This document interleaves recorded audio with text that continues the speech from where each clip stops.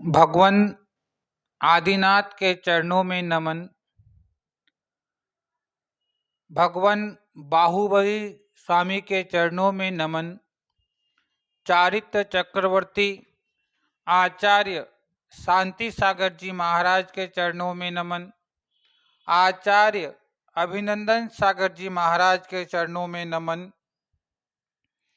हम बात कर रहे थे भक्तामर की महिमा की। पहले भाग में हमने भक्तामर की महिमा को देखा। अब दूसरे भाग में हम भक्तामर के काव्य नंबर 25 से अपनी बात प्रारंभ करेंगे, क्योंकि प्रथम भाग में काव्य नंबर 1 से 24 तक हमने गद्य में भक्तामर को सुना था। अब हम दूसरे भाग में काव्य 25 से भक्तामर के गद्य को सुनेंगे। हे देवताओं के द्वारा पूजित प्रभु, आप में बुद्धि का पूर्ण रूप से विकास हुआ है, अतः आप ही बुद्ध हैं। तीन लोक के करुणा करने वाले हैं, अतः आप ही शंकर हैं। हे धीरवीर, आपने रत्नत्रय स्वरूप मोक्ष मार्ग की विधि का उपदेश दिया है, अतः आप ही विधाता हैं। हे भगवान, संसार के सर्व पुरुषों में उत्तम होने से आप ही सच्चे पुरुषोत्तम विष्णु हैं। हे नाथ, हे प्रभु, आप तीनों लोक की पीड़ा के हरता हैं। भूमंडल में आप निर्मल आभूषण हैं, तीनों लोकों के परमेश्वर हैं और संसार रूपी समुद्र को सुखाने वाले हैं, अतः जीवों को मोक्ष में पहुंचाने वाले हैं। अतः आपको मेरा बारंबार नमस्कार हो। हे मुनीश्वर, हे मुनियों के नाथ, विश्व के समस्त सद्गुणों ने आप में आश्रय पाया है, अतएव दोषों को आप में जरा सा भी स्थान नहीं मिला है। फलस्वरूप उन्होंने अन्य देवताओं में स्थान प्राप्त किया और इसलिए वे गर्व को प्राप्त हो गए हैं। फिर वे स्वप्न में भी कभी आपको लौटकर देखने की नहीं आए हैं। सो इसमें आश्चर्य की कौन सी बात है? जिसे अन्यत्र आदर मिलेगा वह भला आश्रय न देने वाले व्यक्ति के पास लौटकर क्यों आएगा? तात्पर्य है कि भगवान अवगुणों को आपने सहारा नहीं दिया तो वह अन्य जगह चले गए, उन्हें वहाँ सहारा मिल गया, इससे वो आपके पास नहीं आए हैं। हे भगवान, समोसरण में अशोक वृक्ष के नीचे विराजमान चमकती और ऊपर की ओर फैलती हुई किरणों वाला आपका निर्मल स्वरूप ऐसा भव्य प्रतीत होता है, जैसा कि स्पष्ट रूप से चमकती हुई किरणों वाला एवं अंधकार के समूह को नष्ट करने वाला सूर्य का प्रतिबिंब मेघों के समीप पहुंच रहा हो। हे भगवान, जिस प्रकार ऊंचे उदयाचल पर्वत के शिखर पर आकाश में प्रकाशमान किरण रूप लताओं के विस्तार से युक्त सूर्य का बिंब शोभा को प्राप्त होता है, उसी प्रकार जड़े हुए बहुमूल्य रत्नों की किरण प्रभा से चित्र विचित्र ऊंचे सिंहासन पर आपका स्वर्ण के समान देदीप्यमान स्वच्छ शरीर शोभा को प्राप्त हो रहा है। हे भगवान, जैसे उदित हुए चंद्रमा के समान निर्मल झरनों की जलधारा से सुमेरु का स्वर्णमयी ऊंचा शिखर शोभा पाता है, उसी प्रकार देवताओं के द्वारा दोनों ओर ढूंढने वाले कुंद पुष्प के समान श्वेत चवरों की सुंदर शोभा से युक्त आपका स्वर्ण जैसी कांति वाला दिव्य देह भी अत्यंत सुंदर शोभा को प्राप्त हो रहा है। हे भगवान, आपके मस्तक के ऊपर जो 3 छत्र लगे हुए हैं वे चंद्रमा के समान श्वेत वर्ण वाले हैं। उनमें मोतियों की झारी लगी हुई है और सूर्य के आताप को रोक रहे हैं। वे ऐसे प्रतीत होते हैं मानो आप 3 जगत के स्वामी हैं, यही संसार को बतला रहे हैं। हे प्रभु, समोसर में जब भगवान विराजते हैं तब आकाश में देव दुमदुभी बजाते हैं। उसके सुंदर गंभीर उच्च स्वर से 10 दिशाएं गूंज जाती हैं।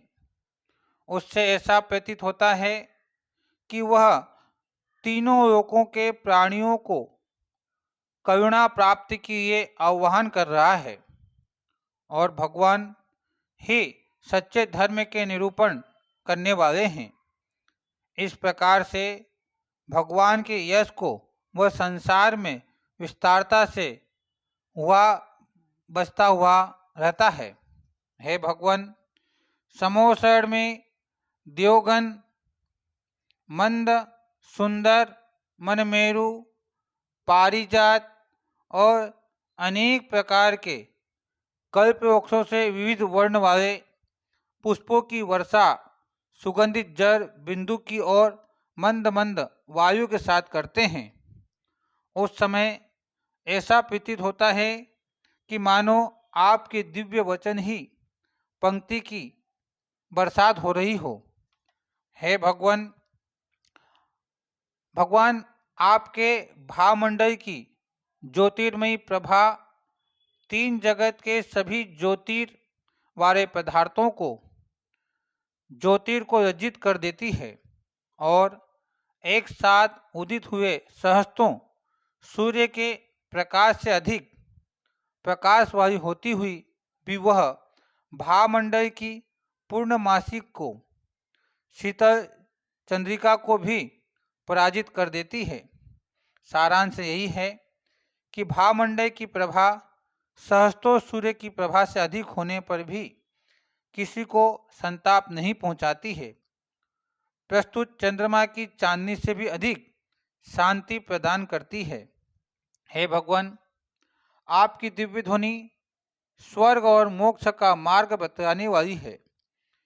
3 लोक के प्राणियों को सत्य धर्म का रहस्य समझाने में कुशल है, विशद स्पष्ट वाली है और संसार की सभी भाषाओं में परिणत होने वाली है।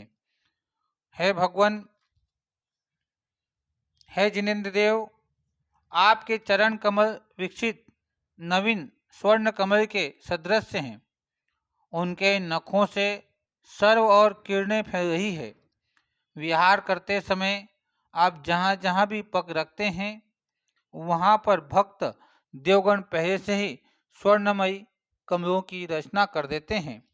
हे भगवान, धर्म उपदेश के समय समोसर में 8 प्रातिहार रूपी जैसी दिव्य विभूति आपकी हुई है, वैसे दूसरे देवों के कभी नहीं हुई है। यह ठीक ही है, अंधकार का नाश करने वाली जैसी प्रभा सूर्य की होती है, वैसे चमकते हुए तारा नक्षत्र आदि में कहाँ संभव है, अर्थात कभी भी संभव नहीं है। हे भगवान, युवा अवस्था में बहने वाली मंद से मलिन, चंचल, गंडष्ट और मडाल वाले मद भौरों के गुंजाल से अत्यंत क्रुद्ध हुआ ऐरावत हाथी के समान विशाल मंद मत हाथी भी यदि आक्रमण करे तो भी आपके आश्रय में रहने वाले भक्तजनों को कुछ भी भय नहीं होता है।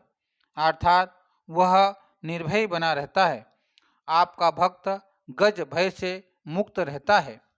हे भगवान, जिससे बड़े बड़े भीमकाय हाथियों के कुंभ स्तरों को विदारने कर रक्त से सने हुए उज्ज्वल मोतियों के ढेर से भूभाग को भूषित किया है, और जो चौकड़ी बांध करके आक्रमण करने के लिए उद्यत हो रहा है, ऐसा भयंकर सिंह भी आपके आचरण चरण युगों का आश्रय लेने वाले भक्त पर कभी आक्रमण नहीं करता है।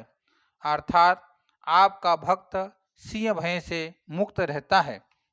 हे भगवान, प्रलयकाल की महावायु के समान प्रचंड वायु से प्रज्वलित आकाश में तिरंग फैलाता हुआ समस्त विश्व को भस्म करने के लिए उद्यत ऐसा प्रचंड दावानल भी आपके नाम लेने से जल से क्षण भर में शांत हो जाता है।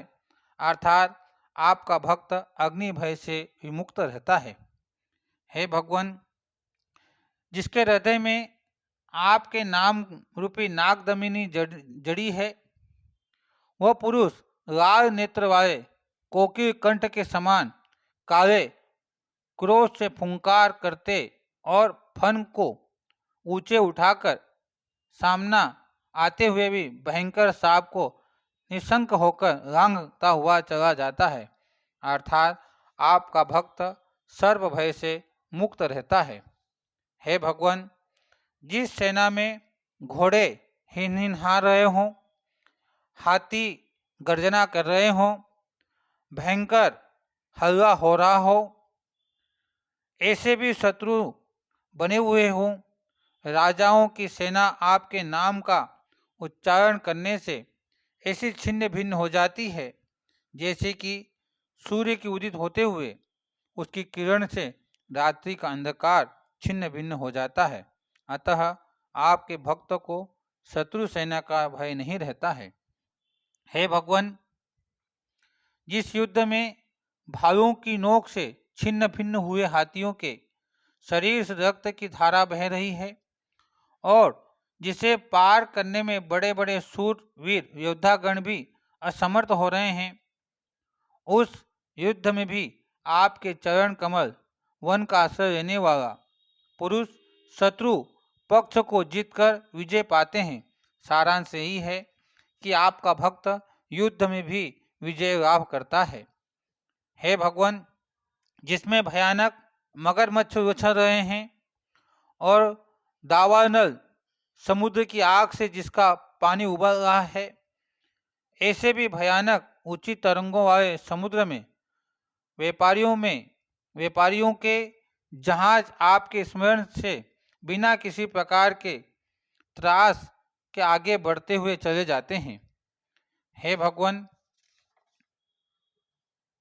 जो भयंकर जलोधर रोग से भार से पीड़ित है, लगातार औषधि सेवन करते रहने पर भी उत्तर रोग में बढ़ने से जिन्होंने अपने जीने की आशा छोड़ दी है, ऐसे अत्यंत दयनीय अवस्था को प्राप्त हुए पुरुष यदि आपके चरणों की धूलि को अपने शरीर पर लगाते हैं तो वे निरोगी हो जाते हैं, कामदेव के समान सुंदर हो जाते हैं।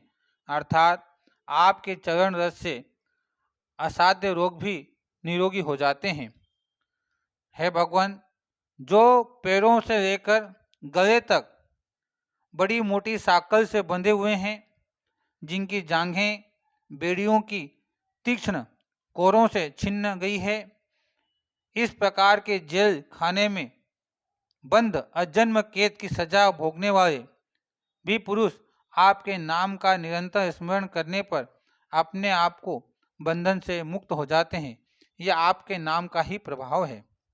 हे भगवान, जो उत्तम बुद्धि वाला पुरुष आपके स्तोत्र को भक्तिपूर्वक पढ़ता है, उसका मंदोमत हाथी, सिंह, दावानल अग्नि, सर्प, युद्ध, समुद्र, जलोधर और कारागार, इन 8 कारणों से उत्पन्न होने वाले भय स्वयं ही डर कर दूर हो जाते हैं।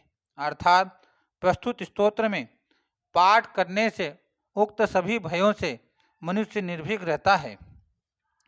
हे भगवान, हे जिनेन्द्र देव, मैंने भक्ति भाव से आपकी यह स्तोत्र माला रची है, जो सुंदर वर्णों के पुष्प से युक्त है।